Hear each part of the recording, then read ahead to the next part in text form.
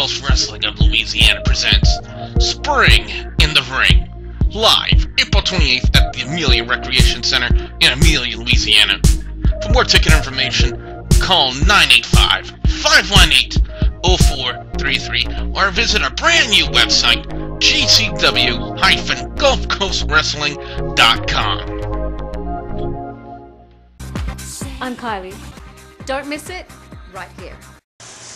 What's up, everyone? I'm the Friday Night Renegade, and you're watching WGS-TV.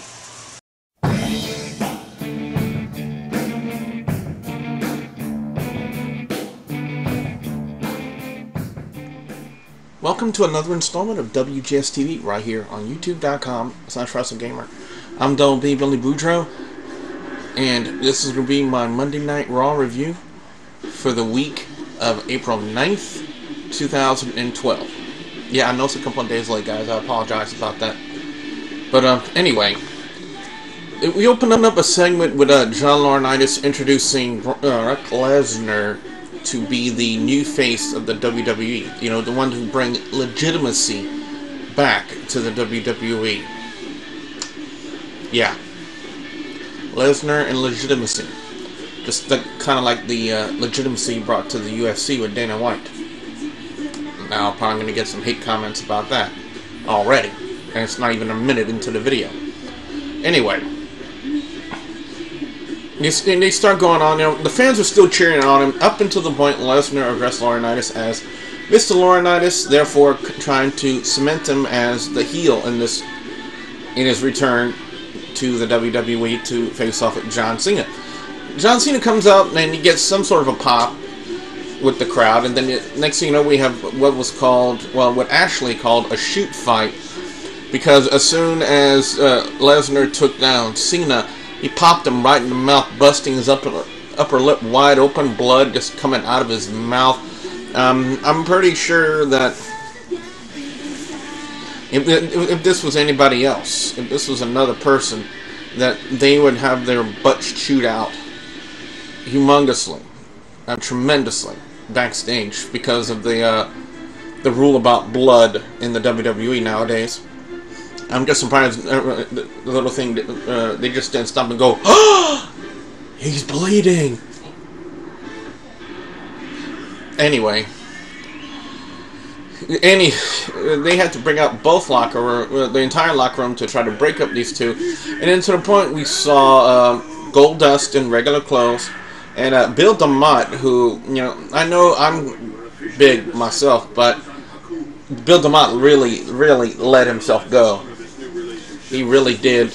But I will say this, it was a very exciting way to open up Monday Night Raw. 5 out of 5, in my opinion. We've all been wanting to see, for about 8 or 9 years now, a culmination to the feud that was started between Cena and Lesnar. We never got the opportunity to see that.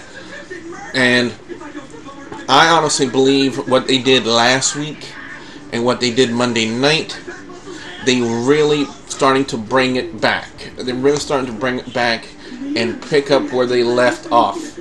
I'm getting the feeling, maybe, 8 years ago we wouldn't see the style of it the way it's been going, as it would today because of, Cena's position now in the company. But I'm just glad that, we the fans who've always wanted to see the peak and the culmination of this feud between Cena and Lesnar finally take place. So, when they made the announcement that it's going to be at Extreme Rules, their match,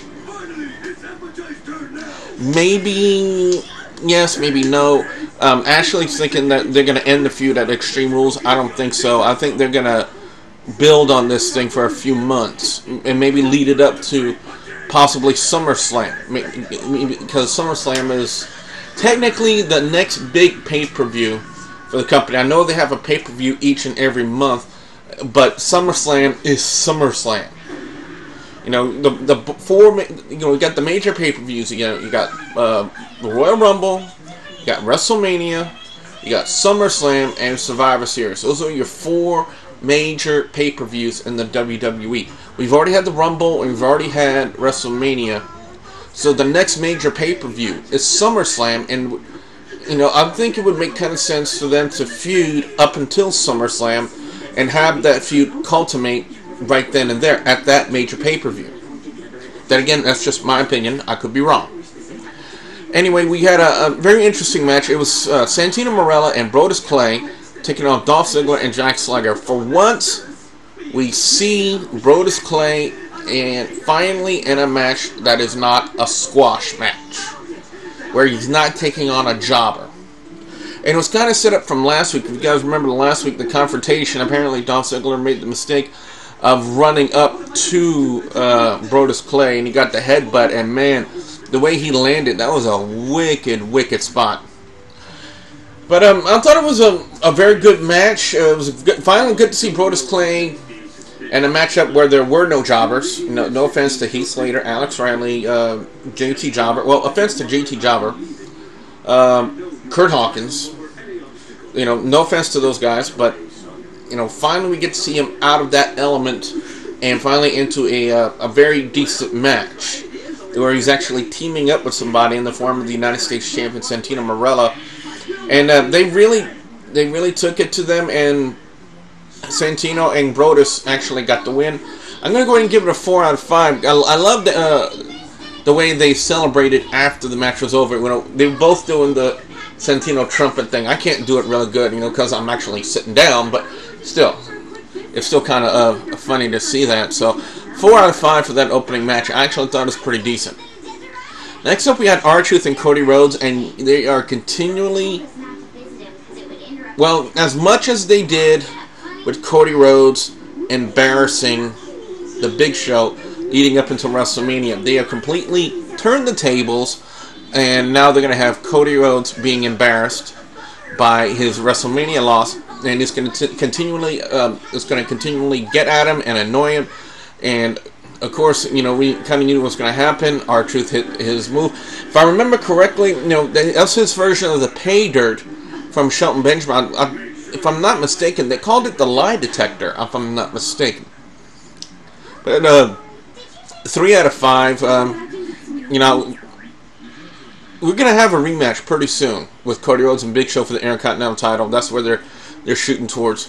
But next up was a segment where Santino is looking for the Three Stooges. The Three Stooges were supposed to be on Monday Night Raw tonight, or Monday night rather, and he was asking everybody, and even got to the point where he ran into Kane looking for the Three Stooges, and instead of running away, he did his power walk away.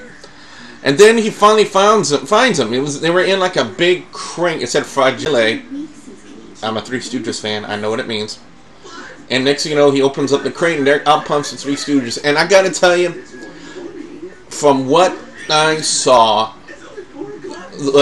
from them on Monday Night Raw, and I'm not even gonna talk. And this includes the segment they do later in the night. But I'm gonna go ahead and say it now. Just from what I saw on Monday Night Raw, and how funny they were, I definitely want to go see the movie. I definitely want to go see that movie because they were hilarious. It's just as great as the chemistry the original Stooges had when it came to slapstick comedy. These guys seem to have that same kind of chemistry, that same kind of energy to make people laugh, and I thought they were extremely entertaining and extremely hilarious on Monday Night Raw, and I am definitely Friday going to go see their movie. But something that wasn't really funny, it was Lord Tensai and Yoshi Tatsu again. It's nothing new. It's nothing new we're seeing out of Lord Tensai. It's just Albert repackaged to another character. But it's still the same thing. It's nothing different. There's only one new move that's different with Lord Tensai, and that's the claw. That's the only thing that's different. Everything else is just, excuse me, basically, in a sense, Prince Albert version 2. You know, minus the friggin'ly grotesque hairy back. It's just Prince Albert version 2. All the same maneuvers, the same presence, the same look. You know, even though he's not wearing that singlet now, he's just down to a regular, brief tights, I guess. I don't know how to pronounce the terminology is for that. But, you know, it's just basically the same guy repackaged to look different. And he's not different. You know, it's just him pulling off the same stuff. Except for the claw. So, I guess maybe they're trying to build him like they've been doing with Brodus Clay, have him go through various squash matches just so the audience can get used to him. But what are the audience chanting every time we see Lord Tensai? Albert, Albert, Albert, Albert. 3 out of 5. It's a shame that guys like Yoshi Tatsu and Alex Riley are being forced to job because they have so much talent and so much potential, and WWE is just saying, because you guys are small, we're not going to give you the chance. We're not going to give you the chance, the opportunity, as it were. So, 3 out of 5, in my opinion. Next up, we're getting set for the match, WWE Championship on the line, Mark Henry and CM Punk. CM Punk comes out first, and wow, what? We had a promo between Punk and Jericho. You know, basically Punk's response to what happened last week on Monday Night Raw. And holy frijoles, if I can say that properly. What an awesome segment to take place before the match. Not only was CM Punk golden on the microphone with his response, but then Jericho's timing to interrupt it was spot on, perfect. And, you know, like I said, I'm glad the feud didn't end at WrestleMania. It was really good to see that they're actually going to be continuing this feud and continuing it to different and bigger heights. Because there was a lot of questions about the fact of whether or not Jericho was going to be staying in the WWE after WrestleMania, and I guess now those questions have already been answered.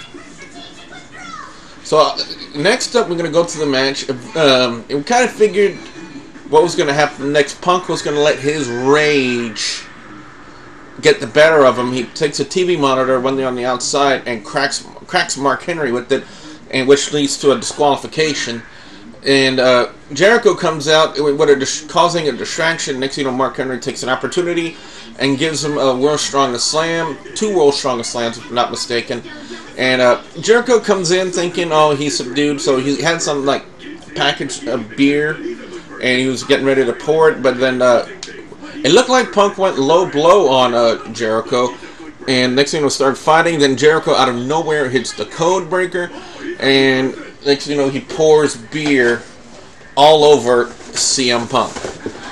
I'm gonna give this thing a 5 out of 5. I'm gonna give it a package score for the segment before the match, the content of the match, and what happened with Mark Henry and CM Punk, and the post-match activities with Jericho and Punk. They are really pushing this feud with this thing rather, of getting Punk to drink. And it's really starting to hit a lot of fans as finally a very good, quality, entertaining storyline. 5 out of 5. Next up, we had Berto Del Rio and Zack Ryder for a very short match. I thought it was actually quite good. Both Zack Ryder and Del Rio looked really good in my opinion. Del Rio hits the cross arm breaker and gets the win over Zack Ryder. They need to come up with a move name, because you know, when Sergeant Craig Pitbull Pittman, remember those guys from WCW, when he used the cross arm breaker, they called it the Code Red. So I'm thinking maybe, you know, Del Rio's been in the company long enough for them to possibly come up with a signature move name for the cross arm breaker that Del Rio's using, because, you know, if they're going to make that his signature move, his finisher, submission move. I believe maybe it should be. It's only right and it's only fair for them to come up with a move name. A signature move name for Del Rio's version of the cross arm breaker. Maybe it's just my opinion, but as far as this match goes, I'm going to go 3.5 out of 5. Then next up, it was what I was discussing earlier. Talking about the segment with the Three Stooges. Curly came out dressed as Hulk Hogan, did an impersonation of Hogan, spot on, perfect. I don't know if that's a good thing or a bad thing. And I thought it was very entertaining. I thought it was very funny. I just, the fans, I don't know why, they just did not want to give the Stooges a chance. I just don't think that was fair. Three Stooges were hilarious, the original ones, and I believe, just like I said, from watching on Monday Night Raw, that this team, this version of the Three Stooges has that same chemistry, that same kind of comical energy, as it were. That sound like a hippie. A comical energy, as it were, to entertain the people and make them laugh through slapstick comedy. And so right at the peak of the impersonation of Hulk Hogan, next Kane comes out. Mo and Larry, they hit the bricks. And Curly tries to hit the bricks, then he gets caught by Kane and gets a choke slam. Now remember Curly, a.k.a. Will Sasso, he's had some experience learning how to sell moves in wrestling.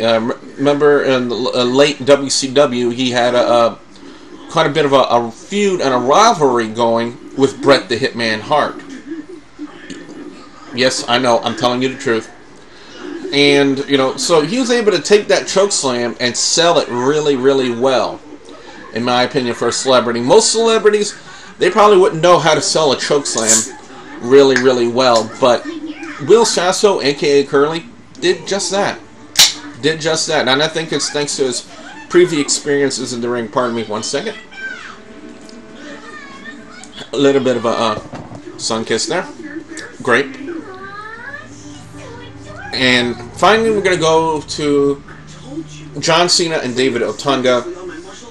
Now, as much as David Otunga is being pushed with laurinaitis, him to be put in a match with Cena, unless there was some sort of kind of interference, David Otunga would never have a chance. You kind of saw that coming. Cena gets the win. David Otunga, I will say this about it. Even though the only reason in there is because he's fucking Jennifer Hudson, is the fact that, he looks like he gets in better and better shape, and he gets more and more ripped every week we see him. Whether it be on Monday Night Raw or Friday Night SmackDown. Every time we see him, he gets in better and better shape, and he's got some untapped potential. He's got some untapped potential, and they're trying really hard to release that potential in David Otunga. They are really, really working at it. He has the potential to be there, be at that level that Cena, guys like Cena and Del Rio and Punk and Brock Lesnar are, but he's just not quite there yet.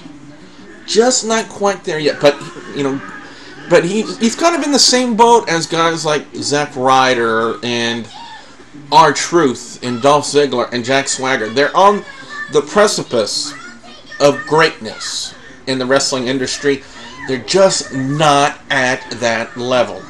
But they are treading that line. They are right there. They just need to take that next step forward, and they have that greatness that they need. But as far as this match goes, I thought it was very decent. 3.5 out of 5. And then we had Lesnar come in. Now, supposedly he was supposed to sell a low blow to Cena, but when I saw it on replay, it kind of looked like he kicked him in the knee. Yeah, in the knee. So, I don't know. Maybe it was a miscue by Lesnar, or the fact that he actually hasn't had the opportunity to sell a low blow, or sell a low blow to someone in about 8 or 9 years. But then he picks up Cena and again gives him the F5. So they're really, really putting a lot of stock into this Lesnar-Cena feud now. Now, they did a year-long build with Rock and Cena at WrestleMania, and it was a partially decent match. Not what it could have lived up to, but you know, they're gonna really work hard now with Cena and Lesnar, and you know, it does have the potential to be a really good feud. So I'm expecting something good out of this.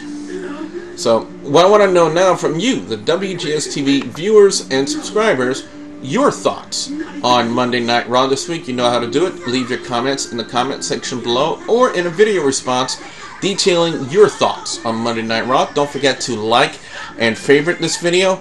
And don't forget, if you haven't yet, to please subscribe to youtube.com/WrestleGamer. So with that being said, I'm Double B Billy Boudreaux saying thank you very much for watching.